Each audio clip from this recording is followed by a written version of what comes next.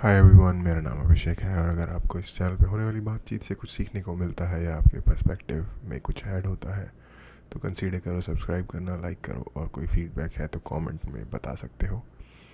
किन्हीं सब्सक्राइबर ने रेकमेंड किया था कि एक वीडियो मैं चेकआउट करूं, जो कि है नेताजी सुभाष चंद्र बोस के बारे में। एक स्कॉलर है, उनका नाम है अनुज धर। उन्होंने बुक लिखी है इसके बारे में कि कैसे नेताजी से रिलेटेड फैक्ट्स को छुपाया गया है और बहुत सारी चीज़ें हैं जो जनता के सामने नहीं है, और गवर्नमेंट कैसे इग्नोर करती रहती है उनके बारे में ज़्यादा एक्सप्लोर करना या उनके एक्चुअल असर को। जो इंडिपेंडेंस की पूरी मूवमेंट है उस पर कितना उनका एक्चुअल असर हुआ था या उनके साथ एक्चुअली क्या हुआ था, या उनसे रिलेटेड जनरल डिटेल्स को एक्सप्लोर करना या फाइंडिंग्स ढूंढना, जनता के सामने उन बातों को लाना। इसमें कैसे गवर्नमेंट एक तरह की हिपोक्रेसी करती है या फिर कीननेस शो नहीं करती, क्योंकि कुछ चीज़ें ऐसी हो सकती हैं जो कि गवर्नमेंट के फेवर में ना जाएं, या और जस्ट प्रेजेंट गवर्नमेंट की बात नहीं हो रही, आई थिंक मोर और लेस हर टाइप की गवर्नमेंट की बात हो रही है। एनीवे, मेरी पर्सनल इस मामले में कोई बहुत ज़्यादा जानकारी नहीं है इसके अलावा कि जो जनरल इन्फॉर्मेशन आपको नेताजी के बारे में, उनकी लाइफ के बारे में मिलती है कि कैसे वो हाउस अरेस्ट से एस्केप करके अफ़गानिस्तान से होते हुए यूरोप चले गए, जर्मनी स्पेसिफ़िकली, जहाँ पे उन्होंने एक उनकी जर्मन वाइफ भी थी जिनसे उनकी एक बेटी भी थी। वहाँ पे उन्होंने हिटलर के साथ मीटिंग की। जो प्रिजनर्स ऑफ वॉर्स थे इंडिया के, उनको इकट्ठा करके INA, इंडियन नेशनल आर्मी की उन्होंने स्थापना की, और उसके बाद कैसे उन्होंने ईस्टर्न साइड से ऑफेंसिव लॉन्च किया था नॉर्थ ईस्ट की तरफ से। ये एक बेसिक इन्फॉर्मेशन है। और फाइनली जो हम सबको पता है, जो एक जनरल बात है कि एक पनडुब्बी में या एक प्लेन क्रैश में उनकी फाइनली डेथ हो जाती है, जो कि एक जनरल नैरेटिव सेट किया गया है। बॉडी फाइंड आउट नहीं हुई, बहुत सारी कॉन्स्पिरेसी थ्योरीज हैं कि किसी एक बाबा जी के बारे में भी कहा जाता है कि वो एक्चुअली सुभाष चंद्र बोस थे और वो उस नाम से रहे, उस आइडेंटिटी से अपनी बाकी की लाइफ। तो ये सारी बातें कही जाती हैं। एनीवे, मेरी इन्फॉर्मेशन इससे कुछ खास ज़्यादा नहीं है, और मैंने सोचा कि हाँ, ये एक टॉपिक है जो इंटरेस्टिंग भी है, इम्पोर्टेंट भी है, और जिसमें मेरी इन्फॉर्मेशन भी नहीं है। तो चलो देखते हैं। पहली बार उनकी मुलाकात हुई है पंडित नेहरू से सिंगापुर में। उनको सिंगापुर बुलाया गया था पंडित जी। अच्छा, यही है वो अनुज धर, author, researcher, activist. I I think अगर मैं गलत नहीं हूँ तो ये बात कर रहे हैं नेताजी सुभाष चंद्र बोस की। ओके, नेताजी ओके, शास्त्री जी की डेथ, जो कि इंडिया के सेकंड प्राइम मिनिस्टर थे, लाल बहादुर शास्त्री, उनकी डेथ भी बड़ी मिस्टीरियस सर्कमस्टांसेस में हुई थी। ये बहुत मिनिमल लेवल पे भी कहा जाए तो इतना कहा जा सकता है। देखो, और बनाने का कारण ये था कि वहाँ पे सिंगापुर नेताजी का हेडक्वार्टर था, वहाँ बहुत इंडियंस थे और वहाँ सपोर्ट था करके वहाँ माउंटबेटन ने एक बहुत गलत काम किया था। और उसका चूज़ करने का कारण ये था कि 15 अगस्त 1945 को ही जापान की और सुभाष बोस की हार हुई थी। उसकी ज़िंदगी का ये बहुत बड़ा दिन था, तो यही दिन को चूज़ करके 15 अगस्त सन 47 को आज़ाद किया गया। और इस देश में माहौल ये था कि इलेक्शन के टाइम थे सन 45 के आखिर में और 46 की शुरुआत में। वोट लेने के चक्कर में ये लगते थे नारे दिल्ली में कि लाल किले से आई आवाज़, वो लाल किले में चल रहे थे ना रेडफोर्ड ट्रायल्स INA लोगों के, तो लाल किले से आई आवाज़, सहगल ढिल्लन शाहनवाज, इंकलाब जिंदाबाद। तो ये लगते थे नारे। जब गद्दी मिल गई और जब इंडिपेंडेंस आया तो बोलते हैं लॉर्ड माउंटबेटन की जय हो।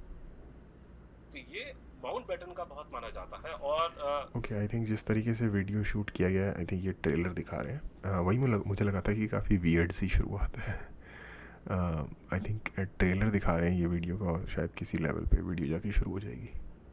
नटवर सिंह ने भी इस बात को लिखा बाद में कि पंडित जी जो थे वो कभी कॉमनवेल्थ के और डोमिनियन स्टेटस के फेवर में नहीं थे, लेकिन सडनली उन्होंने माइंड चेकअप किया और उनका मानना है कि माउंटबेटन ने उनको परसुएड किया। एक इंग्लैंड की एक हिस्टोरियन है, उन्होंने मेंशन किया कि एडविना माउंटबेटन ने उनका माइंड चेंज किया। तो ये एक अपना पे बहुत बड़ा जो है इशू जिसको लोग डिस्कस नहीं करना चाहते कि एडविना ने कैसे हमारे कंट्री की पूरी धारा को उसको बदलने में बहुत बड़ा हाथ भूमिका निभाई है। तो अगर ये सारा अगर निकल गया तो सारी बात घूम फिर के ये निकल के आएगी कि भारत की आज़ादी में जब आज़ाद कराने की भारत को मेन भूमिका थी सुभाष चंद्र बोस की, लेकिन उसका सारा क्रेडिट महात्मा गांधी के नाम पे ट्रांसफर किया गया, क्योंकि ये इंटरेस्ट जो है वेस्टर्न। अच्छा, ये क्लेम मैंने बहुत बार सुना है कि बहुत सारे लोगों का ये कहना है कि जो इंडिया आज़ाद हुआ है उसका मेजर क्रेडिट जाता है नेताजी सुभाष चंद्र बोस को, मुकाबले की गांधी जी और नेहरू जी का जो डुओ था इनको। अम, तो ये भी एक इंटरेस्टिंग चीज़ है जिसमें कि आई गेस मेरी इतनी नॉलेज नहीं है और मुझे थोड़ा सा फिगर आउट करना चाहिए।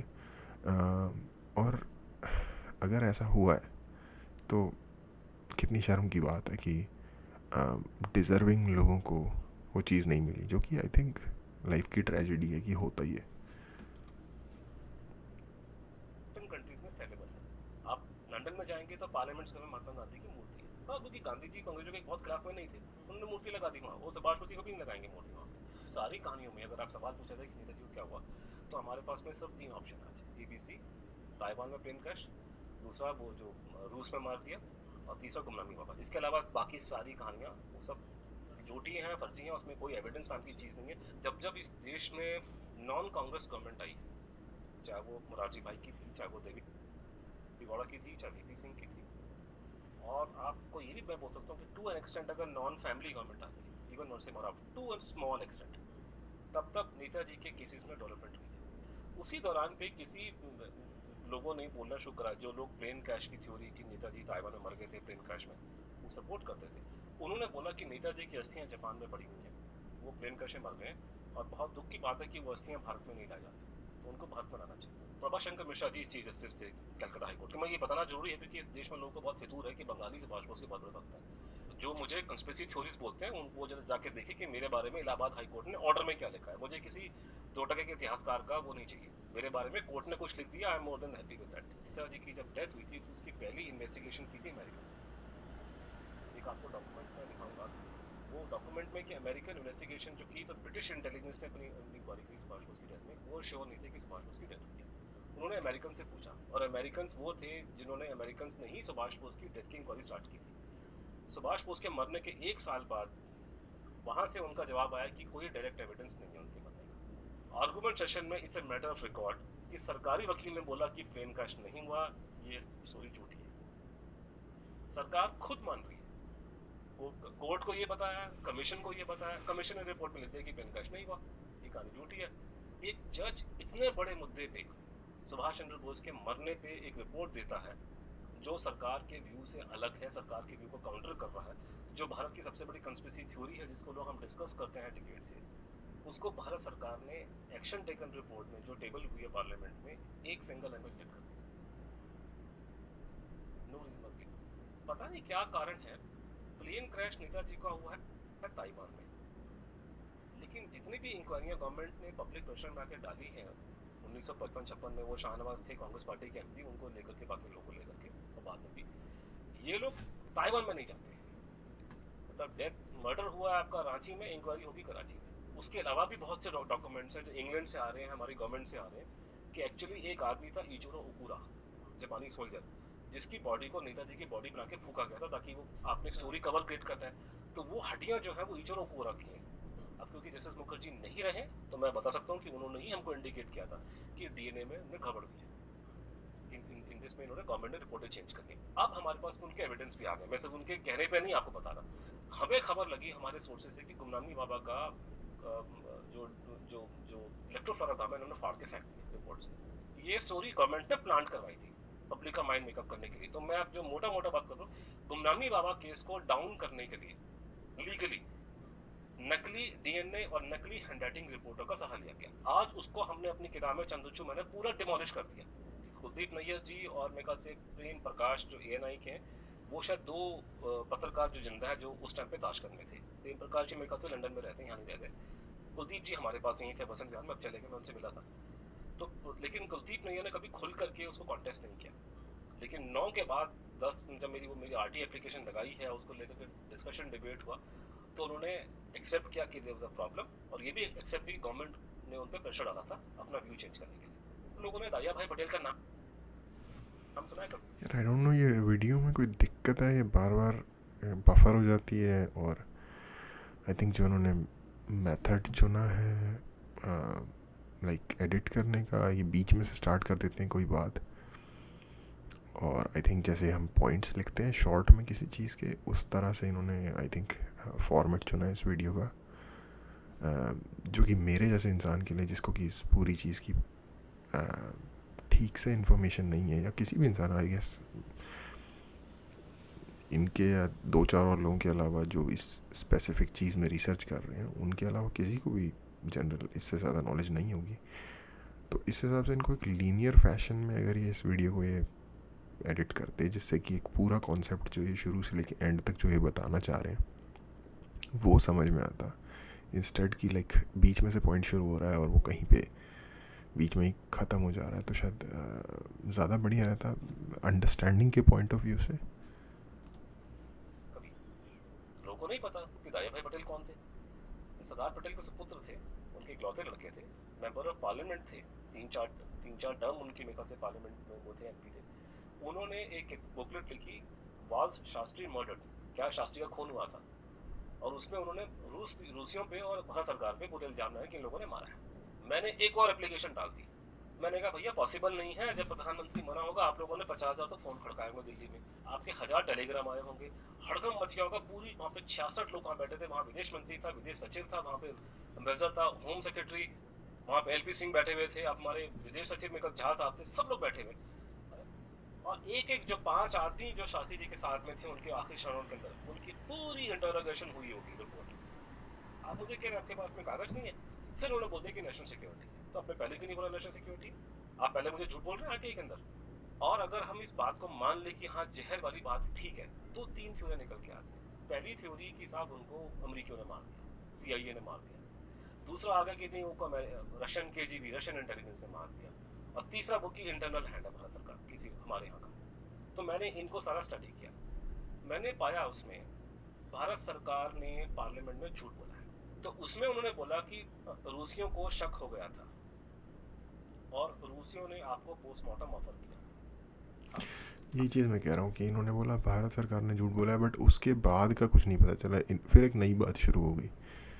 आई डोंट नो मैं कितना समझ पा रहा हूँ इससे, लेकिन आई गेस बात करते हैं जब ये फिनिश होगा। तो आपने मना करा, सरकार ने इसको ऑफिशियली मना कर दी कि ऐसा कुछ नहीं है, हमें कोई शक नहीं है। उनका बेसिकली रीजन ये था, सरकार ने क्यों इंक्वायरी नहीं कराई, उन्होंने बोला कि लोग कह रहे हैं, उनकी बीवी कह रही है, लेकिन हमें कोई शक ही नहीं दिखाई तो हम इंक्वायरी क्यों करवाएं। बड़ी मुश्किल से वो जब पहुंचते हैं तो देखते हैं कि सारा इस पोर्शन से यहाँ से ऐसा पूरा काला पड़ गया है नीला, और ऊपर से टाइट हो गया है करके, और यहाँ पे गले के पीछे, गर्दन के पीछे यहाँ पे छेद से खून जैसा कुछ दादा निकल रहा है, जिसे सारी उनकी टोपी वोपी सारी खून में लथपथ, अभी भी उनके हैं, आप टोपी पड़ी है फैमिली के पास, सारे तकिया वकिया उनके खून से लथपथ थे, खून या जो लाल रंग की चीज़ गर्दन से निकल रही थी, एक यहाँ पे छेद था, यहाँ पे कुछ टाँके वाँके लगे थे करके। और सबसे बड़ी बात जो उन्होंने बोली, उनकी मिसेस ने बोली और बाद में और लोगों ने, कि शरीर ऐसे फूला होता, और कह रहे इतना फूला था कि हमको बनियान वगैरह फाड़नी पड़ी हम लोग को जब उनका अंतिम संस्कार किया गया। मैंने अजीब 10 लोगों से बातचीत की और 10 के 10 लोगों ने मुझे झूठ तो बोला चाहिए। दूसरा ये क्योंकि मुझे रिकॉर्ड पर चाहिए, मैंने गुमनामी बाबा DNA के बारे में मैंने बहुत लोगों से बातचीत की, लेकिन हर एक आदमी इतना जिगरा नहीं होगा कि लिख कर रिपोर्ट देगा या आपके ऑन रिकॉर्ड स्टेटमेंट देगा। तो इसी तरह से इस केस में 4 ने मुझे लिखित में दिया। भारत में लोगों को, खासकर जो कांग्रेसी हैं, इनको एक बहुत पुरानी बीमारी है। इनको पुरानी बीमारी क्या है कि ये लोग अमरीकियों को, CIA को हमेशा ब्लेम ठोकते रहते हैं कि JP का आंदोलन था उसमें CIA इन्वॉल्व है, ये जितने इंडिया अमेरिकन जो लड़ाई लड़ रहे हैं इमरजेंसी की, अमेरिकन एजेंट है सारे के सारे, अन्ना हजारे जो है वो CIA एजेंट है। राज नारायण जी ने खुल्लम खुल्ला इंदिरा गांधी पे एलिगेशन लगाया और उनके शब्द थे पार्लियामेंट में कि वो हमारे घर का नौकर प्रधानमंत्री बन गया, मैं तो ऐसी रह गई।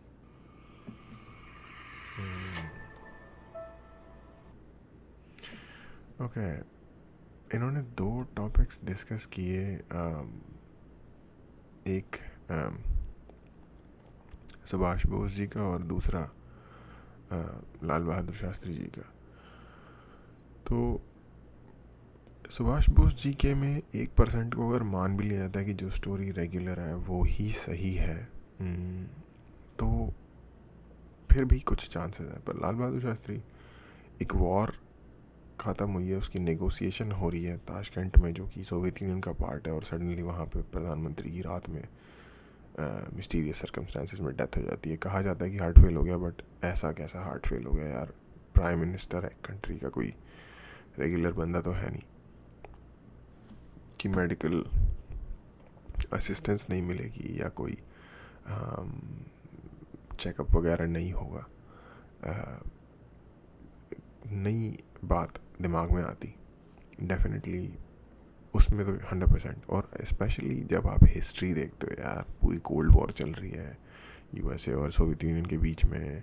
उसके बाद सोवियत यूनियन एक किस तरह का कंट्री था, और उसको आई थिंक उस वक्त स्टालिन का टाइम ख़त्म हो चुका था.